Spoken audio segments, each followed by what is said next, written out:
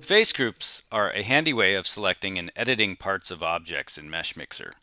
Essentially, they are a collection of triangles on an object. I can create face groups several ways in Meshmixer. The easiest method being to select an object and click Edit, Generate Face Groups.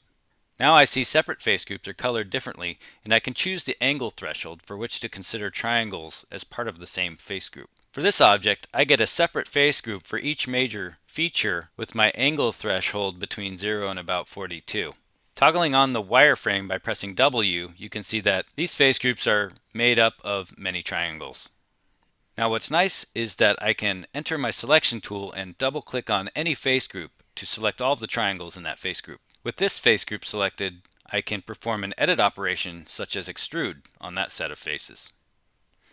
Face groups are automatically created when I perform some type of edit on my object, such as a mirror, plane cut, or boolean. Here I use boolean difference to subtract the torus object from the bunny's back. When I click accept, I see the result, and the subtracted part has a face group assigned to it. The face group created here makes it easy for me to go in and smooth out the boundary, for example. I can double click the face group to select it, then grow the selection by pressing Ctrl and right click dragging to the right. With this now, I can smooth out the sharp edges left behind by the boolean difference to make it a smoother edge. So, you will see face groups showing up a lot as you work in Meshmixer. With every edit and operation, the face groups automatically are generated and can be useful for further edits on your model. Also, keep in mind, any selection you make can be turned into a face group. Now, just a heads up, if you don't see them, it may be that you have the color mode set to vertex colors. Vertex colors is used to visualize the colors as you paint on your model using the painting tools. To switch between vertex color and group color, press the spacebar and click the right-hand option for color with the green splotch on it.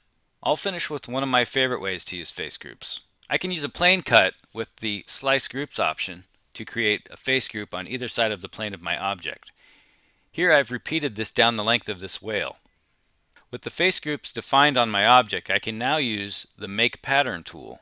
I'm looking for the type of pattern that uses the edges of the face groups to create geometry along. You can see that it creates these connected tubes based on the intersection of face groups. I can make any final adjustments, then click Update or Accept, and what is created is somewhat of a frame of my model that is based on the face groups I generated. So in summary, face groups are a handy way of automatically or manually grouping a set of triangles on your objects.